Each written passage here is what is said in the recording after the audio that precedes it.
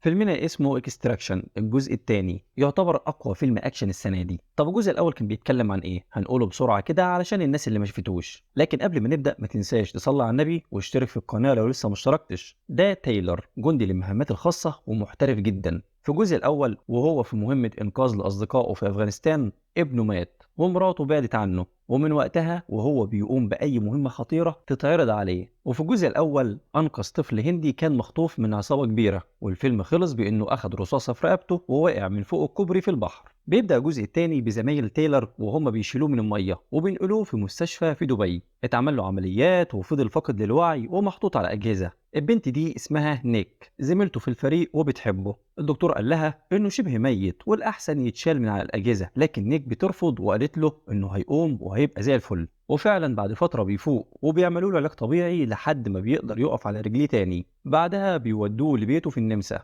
الولد ده اخو نيك وزميلهم برضه في الفريق، وبيسيبوه وبيمشوا علشان يستريح. بيدخل يتفرج على فيديوهات لابنه اللي مات ومراته. بنروح لواحد تاني اسمه زرار، رئيس أكبر عصابة في جورجيا. الراجل ده بيقول له إنهم مدوا فترة عقوبة أخوه ل10 سنين كمان. فبيبعت للمحافظ يجيله وبيقول له انت اخوك المره دي قتل عميل فيدرالي، والامريكان شادين نفسهم علينا اليومين دول، وانا مش هقدر اعمل له اي حاجه في الحوار ده انا عملت له اللي ما يتعملش يا راجل، ده انا حتى دخلت له مراته وعياله يعيشوا معاه في السجن. فزرار اتضايق من كلامه وقتله بلا دوشه. مرات اخوه بتقول لجوزها ان الوضع ده خنيق وان العيال ما ينفعش يعيشوا جوه السجن، فبيزعق لها وبيقول لها لو عاوزه تمشي انت مع السلامه، لكن العيال مش هيخرجوا من هنا. تايلر بيرجع بيته بيلاقي واحد قاعد وبيشرب شاي كمان، وقال له انه سمع عنه كتير وعارف انه قلبه ميت وبينفذ اي مهمة. تايلر بيقول له انا خلاص بطلت، لكن لما بيعرف ان مراته هي اللي بعتاه بيوافق يسمعه. بيقول له ان اخت مراته في خطر وان جوزها حابسها في السجن معاه هي وعيالها، وبيحكي له ان جوزها هو واخوه من صغرهم وهم متربيين على القتل والسرقة والاغتصاب، حاجة كده فول اوبشن ابليس، ومفيش حد يقدر يقول لهم تلت التلاتة كام. فتايلر علشان خاطر مراته بيوافق. بيتصل بنيك وبيقول لها ان في مهمة جديدة. قالت له يا ابني انت مش كنت بتموت لسه من كام يوم؟ مهمة ايه وبتاع ايه؟ قال لها انا بقيت تمام، انت جهزي الحاجة كده واجهزي والفلوس هتتحول لك. تايلر قال لها معاكي 6 اسابيع على ما اجهز نفسي. في الفترة دي بيتمرن جامد علشان يرجع للياقته زي الأول، وبيبدأوا المهمة وبيروحوا السجن، واللي بيكون في واحد جوه السجن هيساعدهم. بيحطوا له علامات علشان يعرفوا الزنزانة اللي الست فيها. لما بتشوفه بتصحي العيال وهم طالعين، البنت الصغيرة بتقع منها العروسة اللعبة بتاعتها وبتعمل صوت. جوزها بيصحى وبيشوفهم وهم بيهربوا، فبيصفر والمساجين كلهم بيصحوا وبيعملوا شغب. ما كانش عارف يروح فين، فبيفتح الباب اللي في وشه بيلاقي مساجين كتير مستنيينه بيهجموا عليه، لكن بيقدر يضربهم وبيهربوا من باب تاني. المهم بيوصلوا للمخرج، بيطلع الأطفال منه، وقبل ما تطلع أخت مراته بيوصل جوزها ليهم وبيضربوا بحديدة وبيضرب مراته كمان، والاتنين بيفضلوا يضربوا في بعض وشوية أكشن زي الفل. في النهاية تايلر بيضربه في رقبته بالسكينة ومراته كمان بتكمل عليه. بيقول لنيك تاخد العيال ويقابلوهم عند النقطة جيم، وهم خارجين مساجين كانوا بيعجنوا في بعض ومنهم اللي جه يضربه،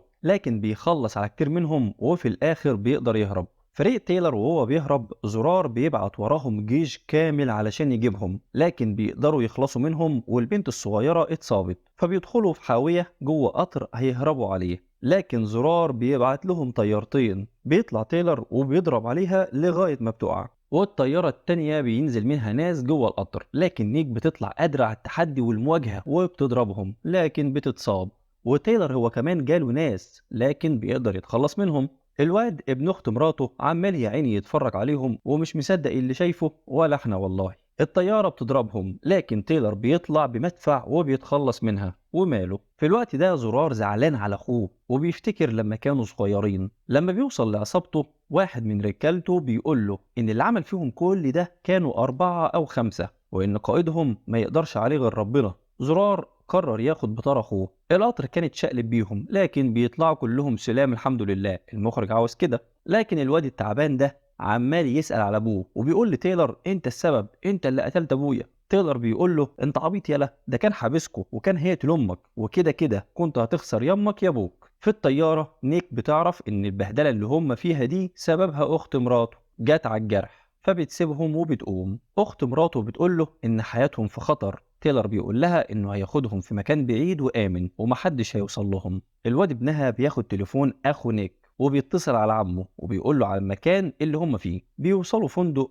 تايلر بيجيب دكتور علشان البنت الصغيرة، وأخو نيك عمل لهم جوازات سفر مزورة علشان يسافروا بيها. بتروح نيك لتايلر تعاتبه وبتقول له انت ليه ما عرفتنيش، انا ما كنتش هرفض اني اساعدك. فاعتذر لها وبتروح تشوف البنت الصغيرة. الواد بيقول لتايلر اوعى تفكر نفسك بطل وانك انقذتنا من الجحيم وتعيش الدور. تايلر بيقول له رايك فيا ما يهمنيش، انا باخد فلوس علشان اعمل الحاجات اللي محدش يقدر يعملها غيري. فالواد قال له زي قتلك لابويا كده. فتايلر بيبص له وبيسيبه وبيمشي، اللي هو هي ناقصه عيال. زرار بيستعد علشان ياخد بطاره من تايلر، لكن الراجل ده بيقول له الشخص ده خطير جدا وانصحك بلاش. زرار بيقول له ان شاء الله رجالتي كلهم يموتوا، المهم ان اخد حق اخويا. تايلر بيروح يتكلم مع الواد وبيقول له ان لو ابنه كان لسه عايش كان هيبقى في نفس عمره الوقت، وبيحكي له على موت ابنه وانه ما كانش معاه لما مات، وان امك كل همها انها تبعدكم عن المشاكل والقلق اللي كنتوا عايشين فيه، وان ابوك لو كان عايش كان زمانه قتلها. الواد اتأثر بكلام تايلر وبيتأسف له. تايلر بيقول له ما تتأسفليش، انا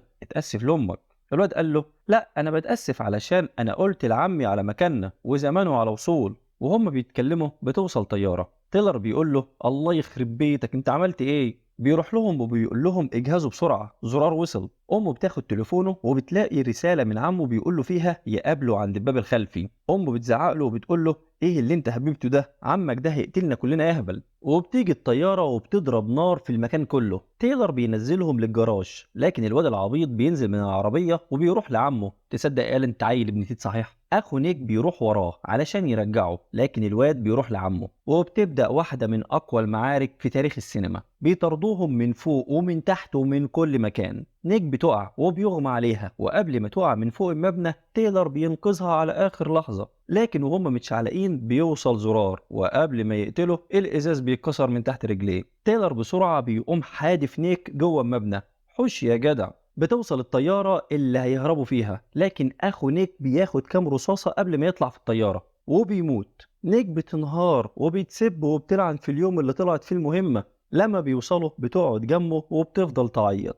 تايلر كان حزين جدا وبيلوم في نفسه. في الوقت ده بتوصل مراته وبتشكره واختها بتحضنها. بنروح لزرار والراجل الحكيم ده بيقول له كفايه كده يا زرار يا اخويا، واحنا خسرنا رجاله كتير، لو فضلت منشف دماغك هتموت زي اخوك. فقام زرار مديله رصاصه في دماغه وسكته خالص. طبعا الواد شاف اللي حصل وكان مصدوم. مرات تايلر بتقعد مع اختها وبنتها وبتطمن عليهم، وبتطلع لتايلر فبيعتذر لها لانه ما كانش موجود لما ابنه مات، وبيقول لها انا عارف اني غلطان لكن ده شغلي وانا كنت في مهمة. بيجيله تليفون وبيكون زرار بيقول له انا في المطار المهجور وانا قاعد مستنيك وتيجي لوحدك. تايلر بيجهز نفسه وبياخد اسلحته وبيركب العربية. نيك بتنادى عليه لكن بيمشي ويسيبها. في الناحية التانية زرار كان بيستعد هو كمان. لما بيوصل تايلر بيقضي على رجالة زرار واحد ورا التاني، وبيدخل لزرار بيلاقيه ملبس الواد قنبلة. تايلر بيقول له طلع الواد من الحوار ملوش ذنب،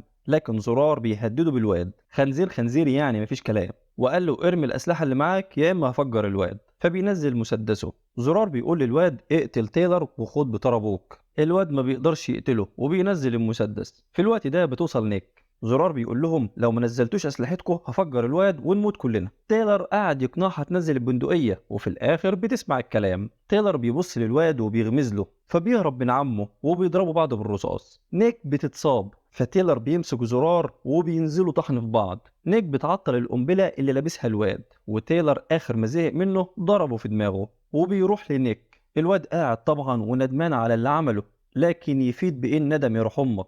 وبتوصل الشرطة وبيقبضوا عليهم. طليقة تايلر بتروح وبتزوره، بيسألها على أولاد أختها، بتقول له كويسين لكن معناش فلوس والدنيا بقت صعبة خالص. فبيقول لها إنه شايل فلوس في بيته تحت البلاطة، والله ما قصرت.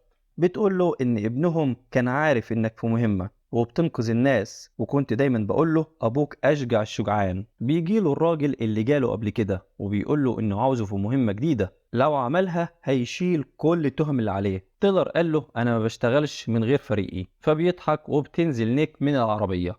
ولهنا بينتهي فيلمنا. ما تنساش تعمل لايك وتشترك في القناة وفعل زر الجرس علشان يوصلك افلامنا الجديدة.